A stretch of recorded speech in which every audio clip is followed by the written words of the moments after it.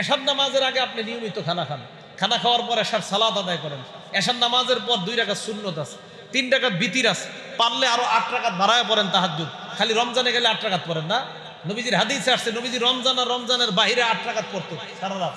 তো এই রাত্রে 8 রাকাত তাহাজ্জুদ, এটা রমজানের বাইরে এলে ঝগড়াটা আর হয় না, শুধু রমজান আসলে হয়। অথচ ওই হাদিসে আছে নবীজি সারা বছর 8 রাকাত পড়তেন, তো পড়েন না কেন?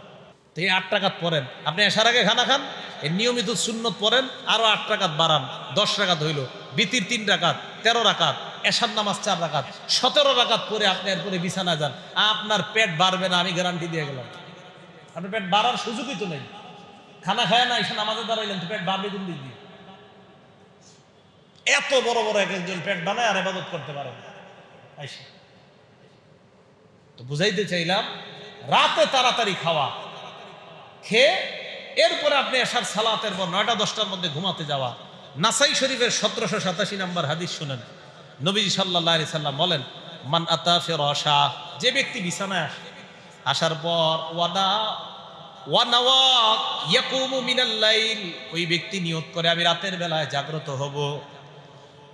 বিছানায় আসে, আসার পর নাওয়া ইয়াকুমু ইউসাল্লি মিনাল লাইল, আজকে আপনারা বিছানায় গেলেন, যাওয়ার পর রাতের বেলা আপনারা নিয়ত করলেন আমি রাতের বেলা উঠবো, ওঠার পর তাহাজ্জুদের সালাত আদায় করব। তাড়াতাড়ি আপনি বিছানায় গেলেন, যাওয়ার পর নিয়ত করলেন আমি তাহাজ্জুদের সালাত আদায় করার জন্য 3টা 3:30টায় উঠে যাব। ফাগলাবাত আইনা, রাতের বেলা আপনি উঠতে পারেন নাই, তাহাজ্জুদের সময় আপনি ঘুমায় আছেন। নামা হাত্তা আসবাহা, ঘুমাইতে ঘুমাইতে ফজরের নামাজের সময় হয়ে গেছে, ঘুমাইতে ঘুমাইতে ফজরের নামাজ হয়ে গেছে। মুয়াজ্জিনের আজান দেওয়ার পর আপনার ঘুম ভেঙে যায়। ভালো করে শুনেন এই হাদিসটা। মুয়াজ্জিনের আজানের পর ঘুম ভাঙার পর আপনি চিন্তা করলেন, ইন্না লিল্লাহ, আমি না তাহাজ্জুদের নিয়ত করে ঘুমিয়েছিলাম। আল্লাহ নবী বলেন, কুতিবা লাকুম মা নাওয়া, যেই নিয়ত করে ঘুমিয়েছ তোমার আমল নামায় তাহাজ্জুদের সওয়াব লেখা হয়ে গেছে। প্রশ্ন হলো, হুজুর আমি যে ঘুমাইলাম কেন? আল্লাহ নবী কয়, কানাত নাওমুহু সাদাকাতান আলাইহি মিনাল্লাহি আযজা ওয়া জাল, এই যে রাতের বেলা তাহাজ্জুদের সময় ওঠার নিয়ত করার পরে উঠতে পারো নাই, ওই সময়ের ঘুমটা আল্লাহর পক্ষ থেকে তোমার জন্য হাদিয়া। এটা আল্লাহ আপনার ঘুম পাড়ায় রাখছে। তাহাজ্জুদের সময় উঠতে পারেন না, নিয়ত ছিল, আজকে থেকে নিয়ত করবেন। তবে শর্ত হইলো সত্যিকার অর্থে নিয়ত, তাড়াতাড়ি বিছানায় গিয়ে নিয়ত করতে হবে। আপনি 1টা বাজে যদি নিয়ত করেন তো আপনি তো উঠতে পারবেন না, এটা শিওর। মোবাইল চালানো বাদ দেন, রাতের বেলা মোবাইল চালানোটা একটু কমায় দেন। মাগরিবের আগে মোবাইলটা ডয়ারে ঢুকান, অথবা অফিস থেকে আইসা মোবাইলটা রেখে দেন, রাতে আর মোবাইল হাতে নিয়েন না। ইনশাল্লাহ দেখবেন ঘুম ভালো হবে। মোবাইল হাতে না নিলে ঘুম ভালো হবে রাতের।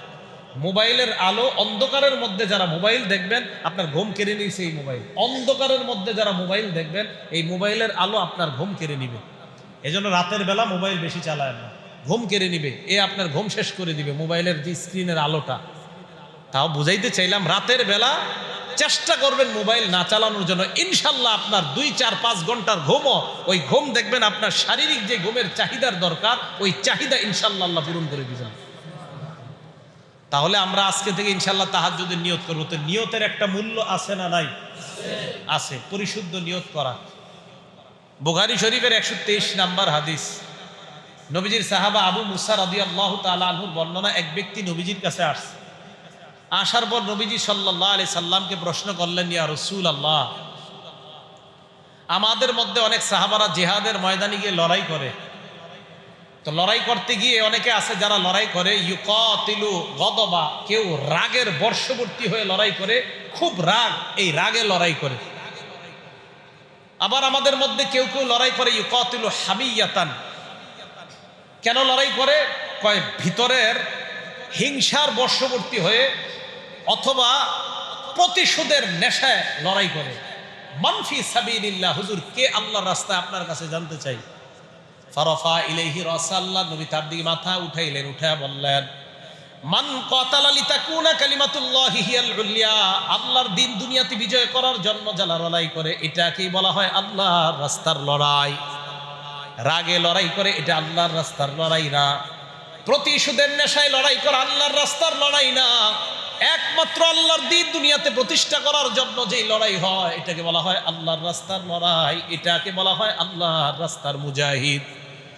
হাদিসের মাধ্যমে বুঝতে পারলাম নিয়ত পরিশুদ্ধ করে একমাত্র আল্লাহর হুকুম পালন করার জন্য, আল্লাহর বিধান দুনিয়াতে কায়েম করার জন্য লড়াইকে বলা হয় আল্লাহর রাস্তার লড়াই। সহিহ বুখারীর আরেকটা বর্ণনা শোনেন, হাদিস নাম্বার 1421 নম্বর হাদিসের বর্ণনা। নবীজি বলেন, ক্বালা রাজুলুন, অতীত জামানার এক ব্যক্তি নিয়ত করেছে, লা তাসাদদাকান্না, আমি সদকা করব। খরাজা বিসদাকাতিহি, রাতের বেলা সদকা নিয়ে বের হয়। বের হওয়ার পর ফাওয়াদাহা ফি ইয়াদি সারিকিন, একজন চোরের হাতে সদকা করছে।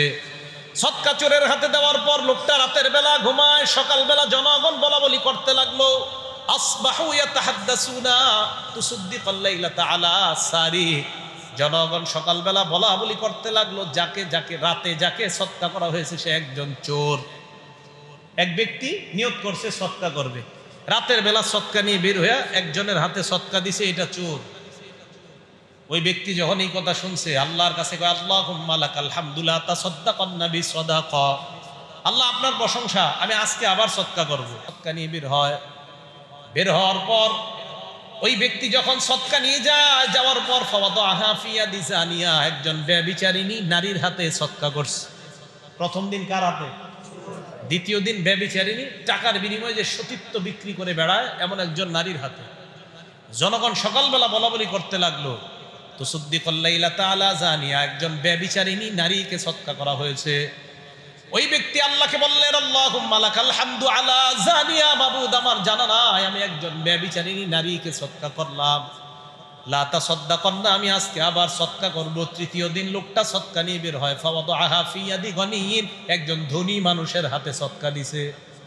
3 নাম্বার দিন একজন ধনী মানুষ তাড়াতাড়ি দিয়া দৌড়। সকালে জনগণ কয়, রাতের বেলা যাকে সদকা করা হয়েছে একজন ধনী মানুষ। ওই লোকটা চিন্তা করলো, আমি প্রথম দিন চোরকে সদকা করলাম, দ্বিতীয় দিন একজন ব্যভিচারিণীকে, তৃতীয় দিন ধনী মানুষকে। আল্লাহরে বলে, আল্লাহ আমার তো জানা ছিল না, আমি সদকা করছি। মাবুদ আমার টাকা পয়সা থাকলে, এটা অন্য বর্ণনা, এটা বুখারীর বর্ণনা না, বুখারীর যতটুকু বলছি এতটুকু বুখারীর। এই বর্ণনাটা অন্য বর্ণনায় আছে, আমার টাকা থাকলে আমি আজকে আবার সদকা নিয়ে বের হতাম।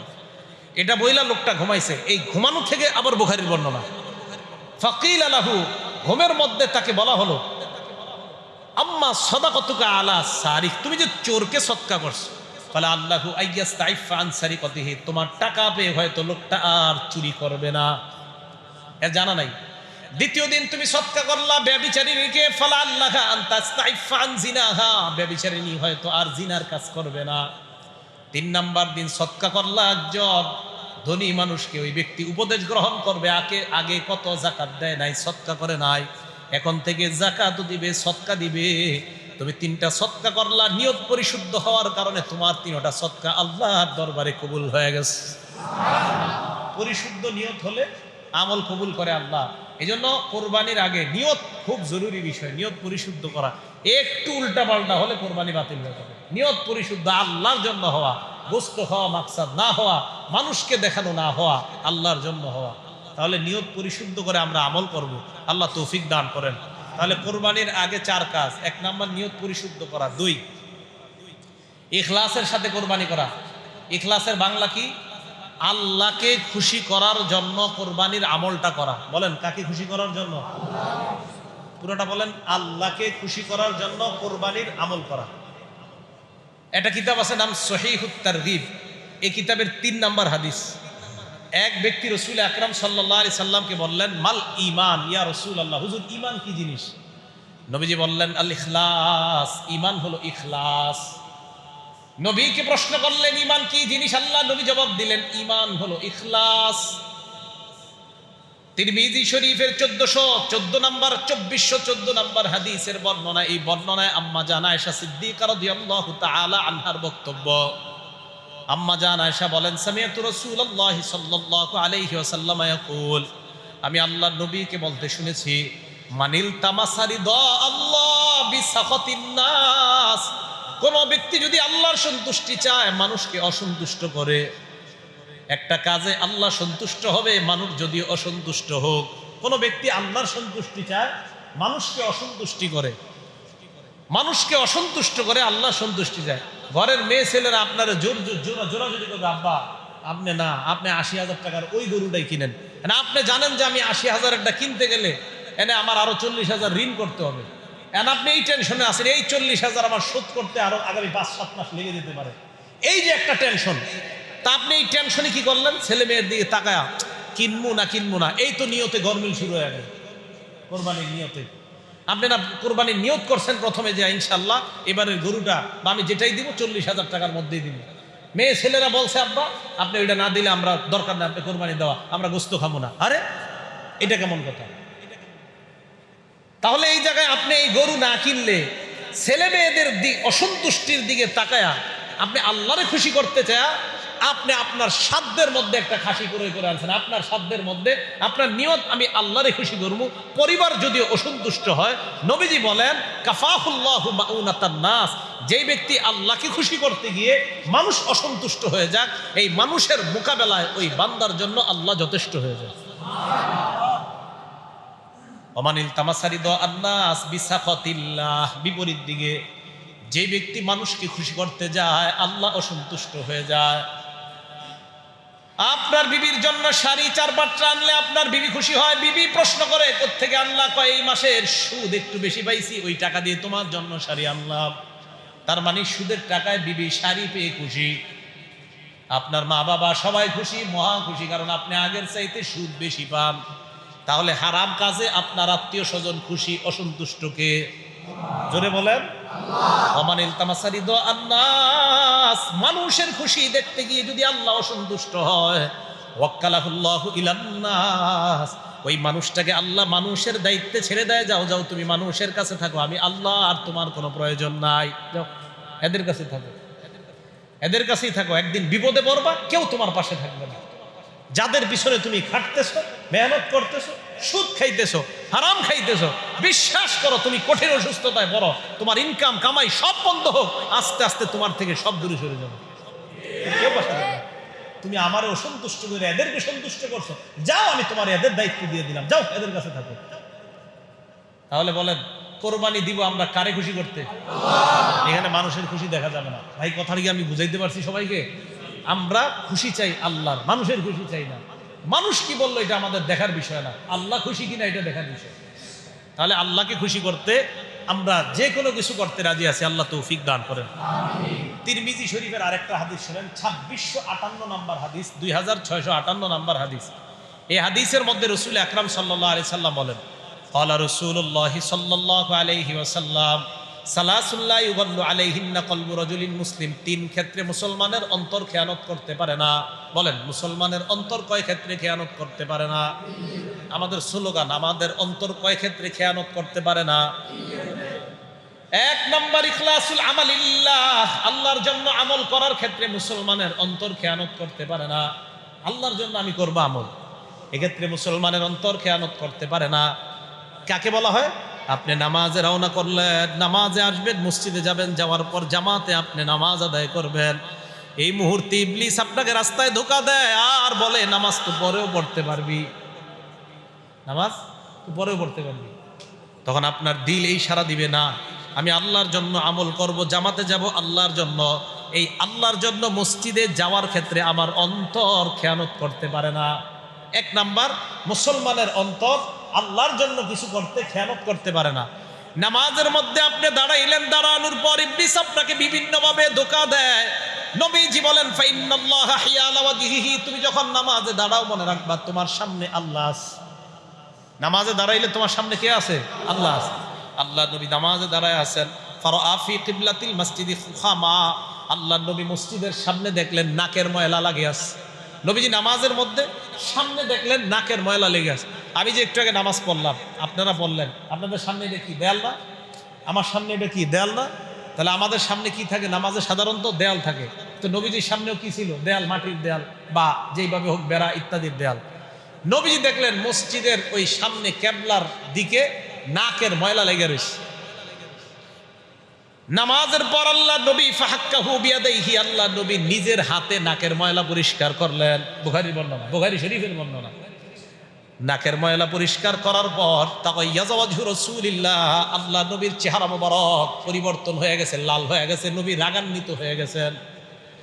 নবীজি বললেন, এ মুসলমান, আমাকে আপনাকে আমাদের সবাইকে বলেন যদিও সাহাবাদেরকে বলছেন এই কথাটা আমাকে আপনাকে কিয়ামত পর্যন্ত নবীর সকল মুসলমান উম্মতকে বলে যাচ্ছেন, ইজা কানা আহাদুকুম ফিস সালাহ, যখন তোমরা নামাজের মধ্যে থাকো, ফাইন্নাল্লাহা হিয়ালা ওয়াজহিহি, তখন মনে রাখবা তোমার সামনে আল্লাহ আছে। বলেন আমরা নামাজে আছি, সামনে কে? বলেন নামাজে আছি, সামনে কে? তাহলে এখন থেকে বুঝবো আমরা নামাজে আছি, আমাদের সামনে দেয়াল না, না আমাদের সামনে দেয়াল না আল্লাহ, আল্লাহ আল্লাহ। নবীজি বলেন ফালা ইয়াতানাখামান্না আহাদুকুম হিয়ালা ওয়াজহিহি, অতএব কখনো সামনের দিকে থুতু ফেলবা না। সামনে থুতু ফেলাও মানে মাথায় রাখবা তোমার সামনে আল্লাহ। এই মিয়া তুমি থুতু কিভাবে ফেলাও, সামনে না আল্লাহ? তো বুঝাইতে চাইলাম, এই যে দেখেন আমি আপনি আজকে থেকে সালাত আদায় করব, নবীজি বললেন আনতা আবুদাল্লাহ কান্নাকা তারাহ, হ্যাঁ তুমি যে নামাজে দাঁড়াইলা, একটু আগে যে এশার সালাত আদায় করলা, তুমি কেমন যেন আল্লাহকে দেখতেছো। সুবহানাল্লাহ। আসলে কি আমরা আল্লাহকে দেখি? না। আসলে কি দেখি? নবীজি বলেন ফাইল্লাম তাকুম তারা ফাইন্নাহু ইয়ারাক, যদিও তুমি আল্লাহকে না দেখো, তোমাকে আল্লাহ দেখেন। আবার আসেন আগের হাদিসে আল্লাহ নবী কয় শোনো, তুমি যখন নামাজে ফাইন্নাল্লাহা হিয়ালা ওয়াজহিহি, তোমার মুখের সামনে আল্লাহ আছেন। অন্য হাদিসে নবী বলেন তুমি যখন ইবাদত করো, কেমন যেন তুমি আল্লাহকে দেখতেছো। বলেন আজকে থেকে কিবলার দিকে দাঁড়াইলাম, আমি কেমন যেন সামনে কাকে দেখি? যদিও আমি না দেখি, সামনে থেকে আমাকে কে দেখে? এই তো আজকে থেকে এইভাবে নামাজ পড়েন, তখন মনে হবে নামাজ কবুল হইতেছে। ইবলিস এসে যে আপনার এত ধোঁকা দেয় নামাজে। তাহলে এইভাবে নামাজ আদায় করা, নামাজে যখন দাঁড়াবো আমার সামনে কে? আল্লাহ। এইভাবে 2 রাকাত নামাজ পড়ে দেখেন কি মজা পাবেন, দেখেন নামাজের মধ্যে। আল্লাহ আমাদের সকলকে প্রত্যেকটা ইবাদত আল্লাহকে খুশি করার জন্য করার তৌফিক দান করেন। তাহলে বলেন তো আমরা নামাজে দাঁড়াই, কোরবানি করি, হজ করি, এইগুলা করার ক্ষেত্রে আমাদের দিল, আমরা যে আল্লাহর জন্য করব এই করার ক্ষেত্রে আমাদের দিল খেয়ানত করতে পারে না। 1 2 ওয়ামুনাসাহাতু আইম্মাতিল মুসলিমিন, মুসলমানদের শাসকদেরকে উপদেশ দিতে মুসলমানের অন্তর কখনো খেয়ানত করতে পারে না। মুসলমানের শাসক যদি কোনো ভুল করে, কোনো অন্যায় করে, অন্য মুসলমান তার ভুল ধরিয়ে দেওয়ার ক্ষেত্রে তার অন্তর খেয়ানত করতে পারে না, নসিহত করতে পারবেন। মুসলমানদের শাসক ভুল করলে তাকে নসিহত করে এটা তাকে জানায়া দেওয়া যাবে। 3 নাম্বার অলজুমু জামাআতিহিম, মুসলমানের মধ্যে সর্ববৃহৎ হক যে জামাতটা, এই জামাতের সাথে লেগে থাকতে মুসলমানের অন্তর খেয়ানত করতে পারে না। সর্ববৃহৎ যে হক দল থাকবে, এই দলের সাথে মুসলমান লেগে থাকবে, এই ক্ষেত্রে মুসলমানের অন্তর খেয়ানত করতে পারে না। হক দলের সাথে মুসলমান লেগে থাকবে। এখন বলতে পারেন হুজুর অমুক জায়গায় তো প্রচুর পরিমাণে লোক হয়, তো এটা কি হক দল? কাবা শরীফে যেমন নারী পুরুষ একসাথে যায় হুজুর, অমুক জায়গায় নারী পুরুষ একসাথে যায়। এরকম আপনারা অনেকে বলতে পারেন যে হজ করতে যেমন নারী পুরুষ একসাথে যায়, অমুক জায়গায় নারী পুরুষ একসাথে যায়। আর কি পরিমাণ দিয়ে যায় হুজুর আপনি জানেন না। ভাই কতজন যায়? যদি বলেন 2 কোটি যায়, ওই 2 কোটিও হকের মাপকাঠি যদি না হয়, তারা যদি 200 কোটিও হয়, এটা হক দল না, বরং দল হক হতে হবে। ওই দলের সাথে লেগে থাকতে মুসলমানের অন্তর খেয়ানত করতে পারে না। যুগের হক্কানি আলেমরা যেই দলকে হক বলবে এটাই হবে হক দল, আর যেই দলকে বাতিল বলবে 100 কোটি লোক থাকলে ওটা বাতিল। শিক্ষা বুঝে আসছে তো? লুজুমু জামাআতিহিম, মুসলমান হক দলের বৃহৎ দলের ক্ষেত্রে লেগে থাকতে মুসলমানের অন্তর কখনো খেয়ানত করবে না। 3টা উপদেশ তাহলে আমরা মনে রাখবো। 1, আল্লাহর জন্য ইবাদত করতে মুসলমানের অন্তর খেয়ানত করবে না।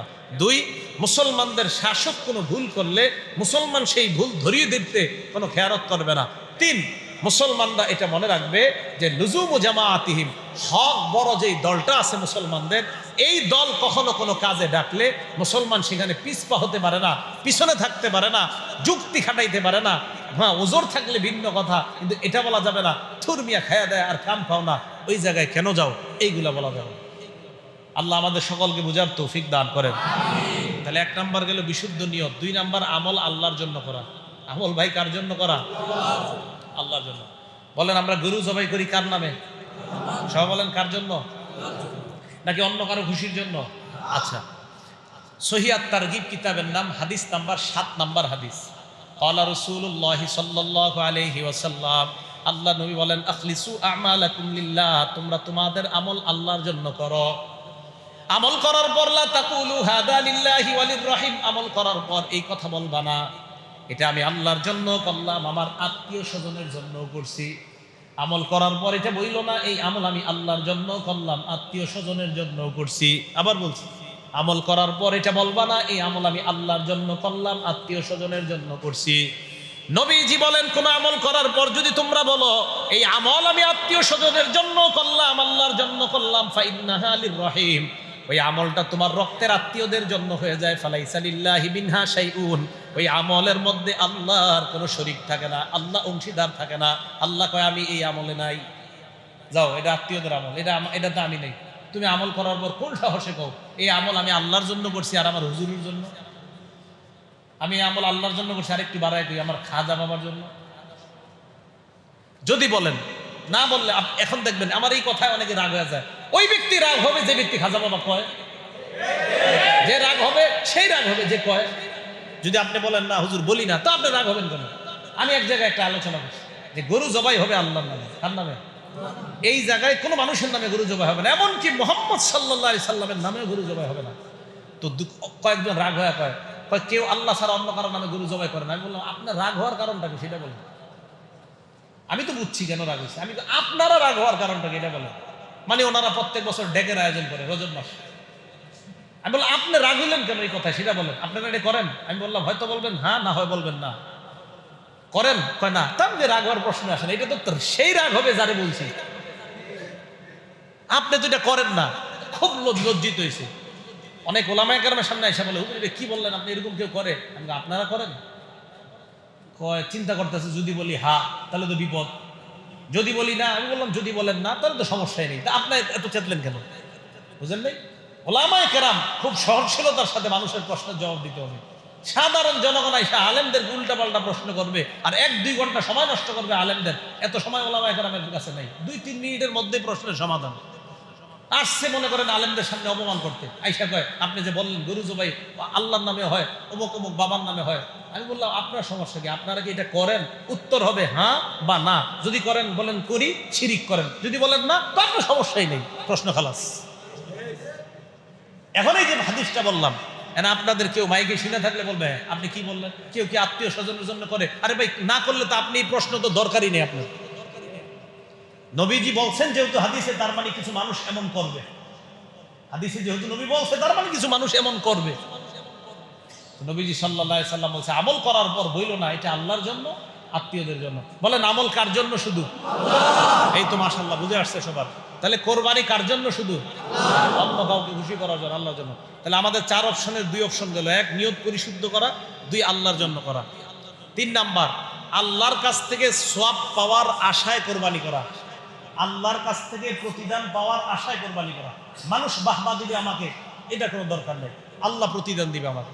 এখন প্রশ্ন হলো আল্লাহর প্রতিদান পাওয়ার আশায় আমল করা জায়েজ আছে কিনা? আমি সুন্দরভাবে একটা বাংলা বলি।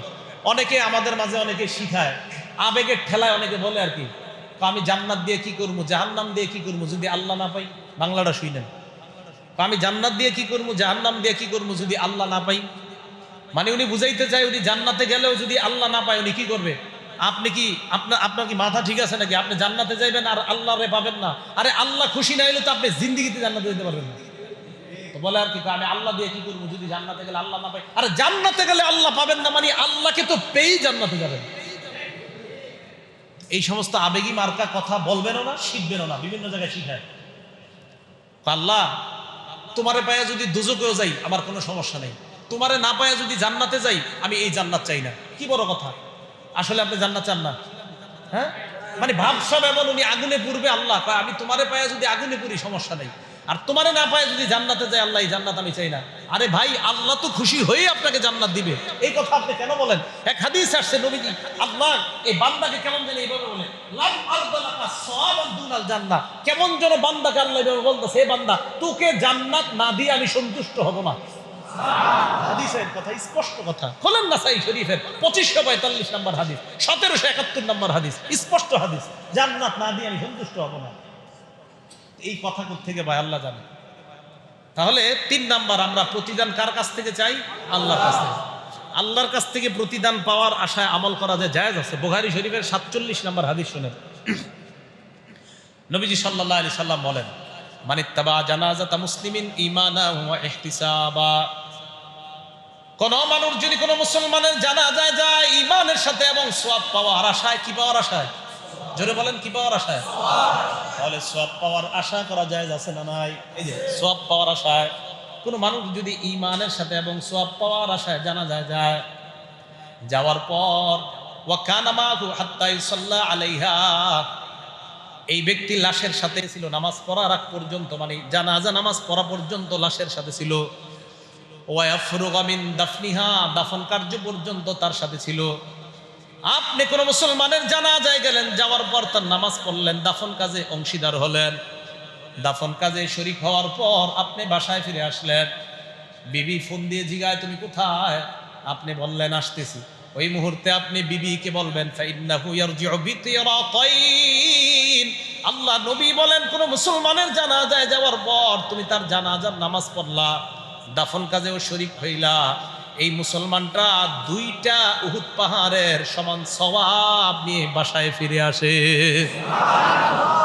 উহুদ পাহাড়। তারপরে বিবি যদি ফোনে প্রশ্ন করে কোত্থেকে আসতেছো, বলবেন আমি 2টা উহুদ পাহাড় সমপরিমাণ সওয়াব নিয়ে বাসায় আসি। এখন আপনাদের কাজ আছে, শুধু জানাজা পড়ে চলে যাবেন, দাফনে যাবেন না, এরকম হয় না? অনেকে শুধু জানাজা পড়ে দাফনের কাজে যায় না। নবীজি বলেন ওমান সাল্লা আলাইহা, যেই ব্যক্তি শুধু নামাজ পড়ে, নামাজ পড়ার পর রজা ক্বাবলা আন তুদফানা, দাফন করার আগেই লোকটা চলে আসে, দাফন কাজে যায় না, ফাইন্নাহু ইয়ারজিউ বিকিরাত, এই ব্যক্তি 1টা উহুদ পাহাড়ের সমান সওয়াব নিয়ে ফিরে আসে। তাহলে 2 আমলে কয় উহুদ পাহাড় সমান? 2টা। 1 আমলে 1 উহুদ পাহাড়ের সমান সমপরিমাণ সওয়াব নিয়ে আসে। 4 নাম্বার কথা, রিয়া করা যাবে না। তাহলে 3 নাম্বার সওয়াব পাওয়ার আশায় কোরবানি করা, 4 নাম্বার রিয়া করা যাবে না। রিয়া মানে লোক দেখানো ইবাদত, কাউকে দেখানোর জন্য কোরবানি করা যাবে না। কাউকে দেখানোর জন্য কি করা যাবে না? কোরবানি করা যাবে না। কোরবানি করতে হবে একমাত্র কাকে দেখানোর জন্য? আল্লাহকে। আল্লাহকে খুশি করার জন্য কোরবানি করা, অন্য কোনো নিয়তে কোরবানি করা যাবে না। রাসূল আকরাম সাল্লাল্লাহু আলাইহি ওয়াসাল্লাম বুলুগুল মারাম নামে একটা কিতাব আছে, এই কিতাব হাদিসের কিতাবের 440 নাম্বার হাদিস, হাদিসের মান সহিহ। রাসূল আকরাম সাল্লাল্লাহু আলাইহি সাল্লাম বলেন ইন্না আখাফা মা আখাফু আলাইকুম আশ-শিরকুল আসগর, আমি তোমাদের ব্যাপারে সবচেয়ে যে বিষয়টা ভয় করি এটা হলো ছোট শিরিক। কি শিরিক? ছোট শিরিক। ছোট শিরিক আবার কি জিনিস কয়? আর রিয়া। ছোট শিরিক হলো রিয়া, লোক দেখানো ইবাদত। তাহলে আমি প্রশ্ন করি, আপনারা উত্তর দিবেন। বলেন লোক দেখানো ইবাদতের নাম কি? ছোট শিরিক। বলেন লোক দেখানো ইবাদতের নাম কি? ছোট শিরিক। আচ্ছা, ছোট শিরিকের অপর নাম কি? লোক দেখানো। বলেন ছোট শিরিকের অপর নাম রিয়া, রিয়ার অপর নাম ছোট, অপর নাম ছোট শিরিকের অপর নাম রিয়া, রিয়া ছোট শিরিকের অপর নাম রিয়া, রিয়ার অপর নাম ছোট শিরিক। আমি একটা বলবো, বিপরীতটা আপনারা বলবেন। ছোট শিরিকের অপর নাম কি? রিয়া। আর রিয়ার অপর নাম ছোট শিরিক। তো নবীজি বললেন আমি তোমাদের সবচেয়ে বেশি ভয় পাই তোমরা ছোট শিরিক করবা, এটা হলো রিয়া, মানুষকে দেখানোর জন্য ইবাদত করবা। সত্যি বলুন তো কোরবানির সময়টা হয় কিনা? এটা হওয়া চাই না, এটা হলে একদম ইবাদত নষ্ট হয়ে যাবে। আচ্ছা, আরেকটা হাদিস শোনেন, ইবনে মাজাহ হাদিসের কিতাবের নাম, হাদিস নাম্বার 4204 নাম্বার হাদিস।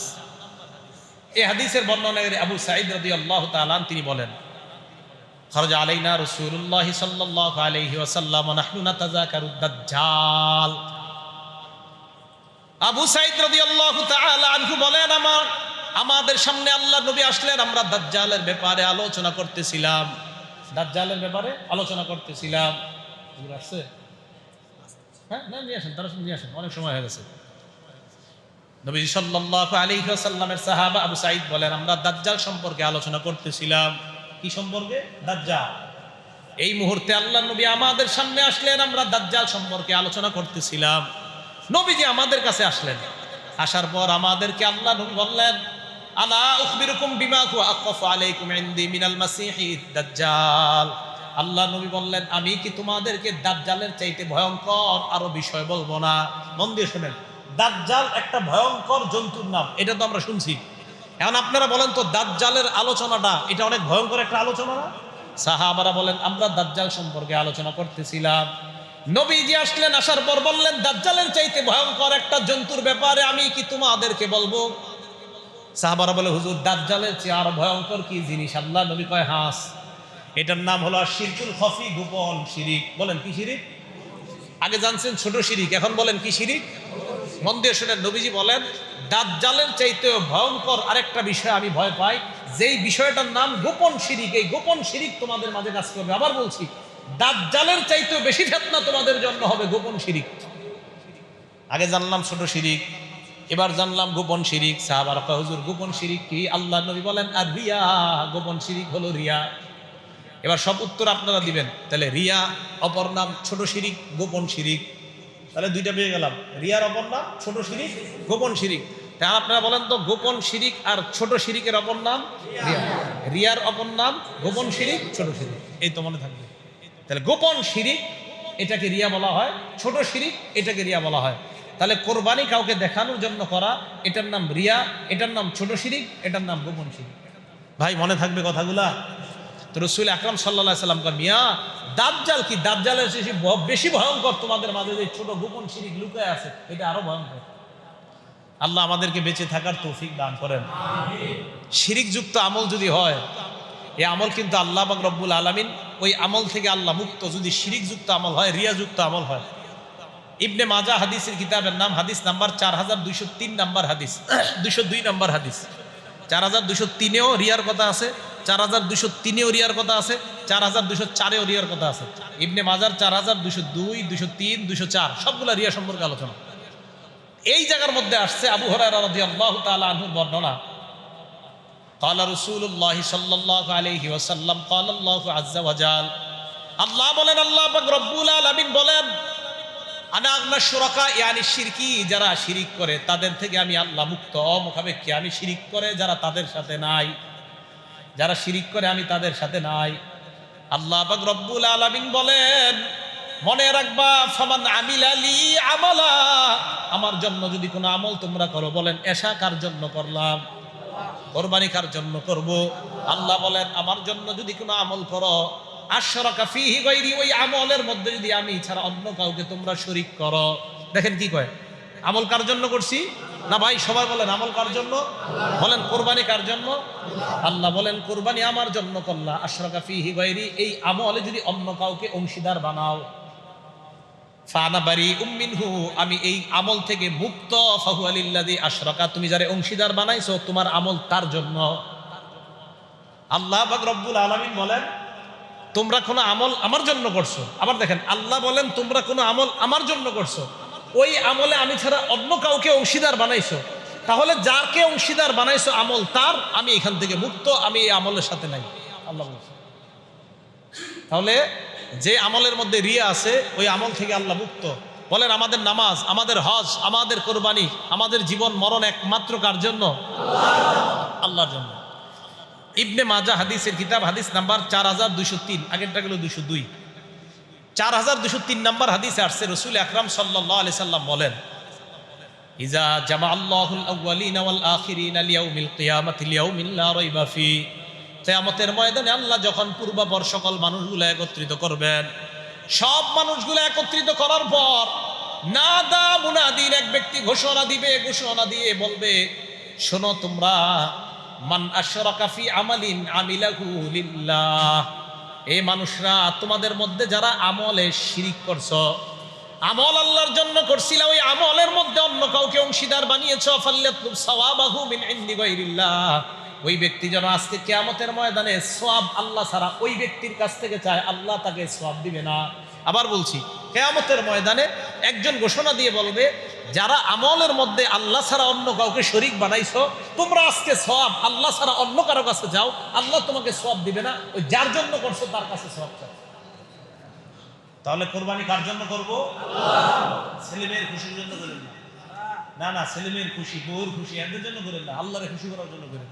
আবার বলছি, কিয়ামতের মাঠে একজন ঘোষণা দিয়ে বলবে, যেই ব্যক্তি আমল করছিল আল্লাহর জন্য, কিন্তু ওই আমলে অন্য কাউরে শরীক বানাইছো, আজকে সওয়াব ওই অন্য কারো কাছে চাও, আল্লাহর কাছে চাও। এবার আসেন তিরমিজি শরীফ, হাদিস নাম্বার 2382 নাম্বার হাদিস, 2382 নাম্বার হাদিস। এই হাদিসগুলো রিয়ার ব্যাপারে, 2381, 2382, 2383 সব রিয়ার ব্যাপারে। 2381 নাম্বার হাদিস, 2381 নাম্বার হাদিস, ক্বালা রাসূলুল্লাহ সাল্লাল্লাহু আলাইহি ওয়াসাল্লাম, মাইয়ুরাই ইউরাইল্লাহু বিহি, যেই ব্যক্তি মানুষকে দেখানোর জন্য আমল করে, আল্লাহ তার আমলটা মানুষের কাছে দেখায় দেয়। হ্যাঁ, তুমি মানুষকে দেখানোর জন্য আমল করছো না, নাও মানুষকে দেখায় দেয়। ওয়া মাইয়ুসাম্মি ইউসাম্মিইল্লাহ, যে ব্যক্তি মানুষকে শোনানোর জন্য আমল করে, আল্লাহ পাক রব্বুল আলামিন মানুষের কানে তার আমল শোনায়া দেয়।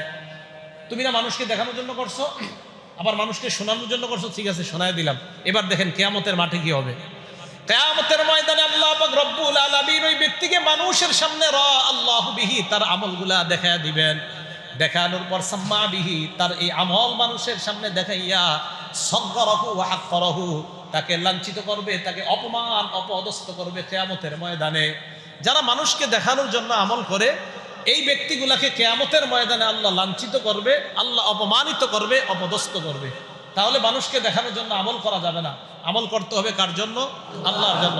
আল্লাহ আল্লাহর জন্য আমল করার তৌফিক দান করেন।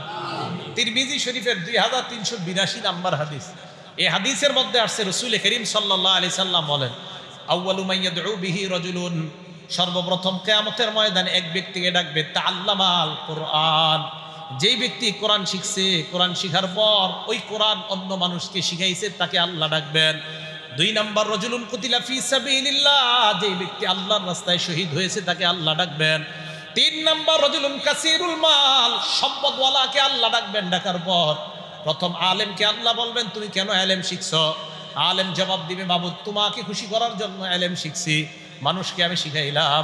আল্লাহ বলবে কাযাবতা, তুমি মিথ্যা বলেছ, তুমি মিথ্যা বলেছ। মানুষ যেন তোমাকে বড় আলেম বলে এই জন্য তুমি ইলম অর্জন করেছিলা, মানুষ যেন তোমাকে বড় কারি বলে তোমার পড়া অনেক সুন্দর এই জন্য তুমি ইলম শিখেছিলা, কোরআন শিখেছিলা। ওয়াকাদ কিল, দুনিয়ার মধ্যে তোমাকে প্রশংসা করা হয়েছে, এখন আর প্রশংসার সুযোগ নাই, তোমার ঠিকানা জাহান্নাম। তোমার ঠিকানা কি? জাহান্নাম। এটা 1 নম্বরে আলেম, আলেম যে তার অবস্থা হবে 1 নম্বরে অবস্থা। 2 নাম্বার রাজুলুন কুতিলা ফি সাবিলিল্লাহ, আল্লাহর রাস্তায় যে শহীদ হয়েছে তাকে আল্লাহ ডাকবে। ডাকার পর বলবে কেন লড়াই করেছো? বলবে কাতালতু হাত্তা কুতিলতু, আমি লড়াই করতে করতে শহীদ হয়ে গেলাম। আল্লাহ বলবে তুমি মিথ্যা বলছো, তুমি লড়াই করেছো লিউকাল আন্নাকা জারি, তোমাকে যেন বীর বাহাদুর বলা হয় এই কারণে তুমি লড়াই করেছিলা। দুনিয়ার মধ্যে বীর বাহাদুরের খেতাব অনেক অর্জন করেছো, আজকে যাও তোমার ঠিকানা জাহান্নাম।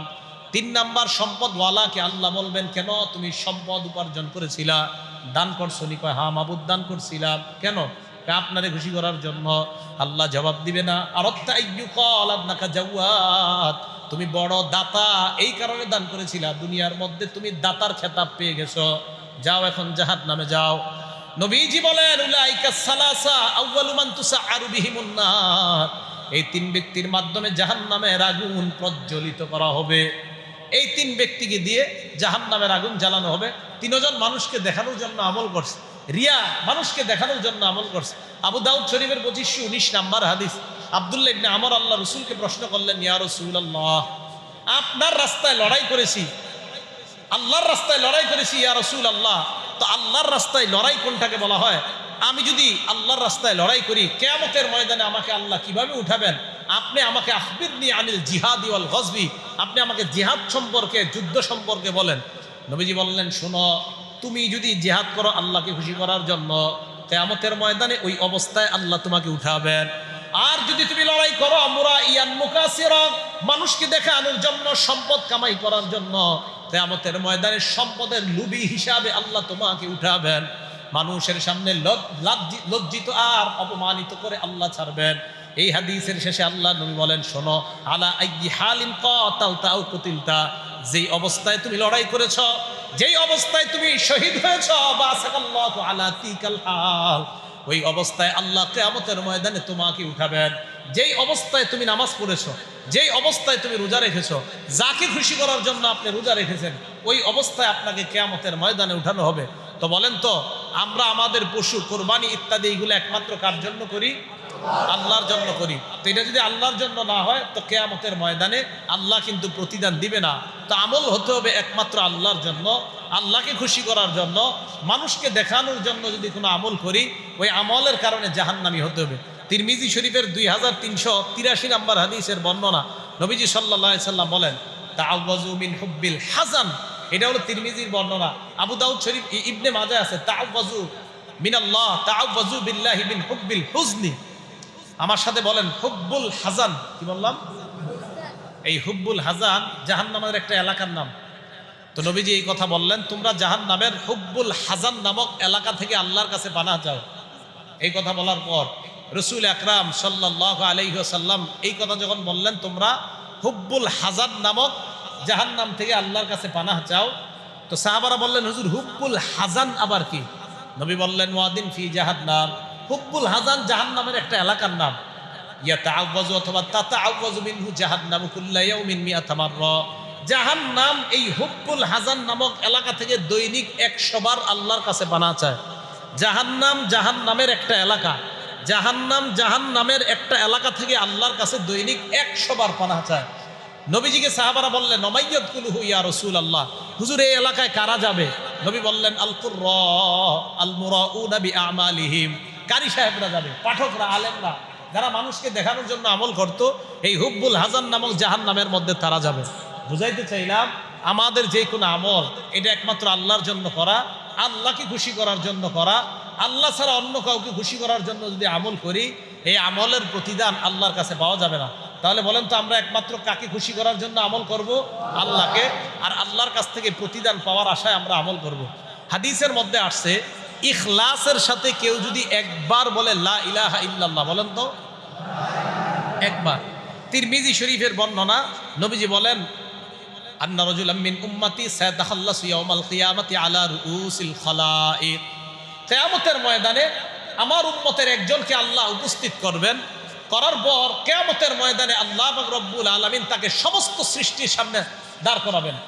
দাঁড় করানোর পর আল্লাহ পাক রব্বুল আলামিন ফায়ানশুরু আলাইহি 99 সিজিল্লা, 99টা আমলনামার খাতা তার সামনে খুলবে। কয়টা?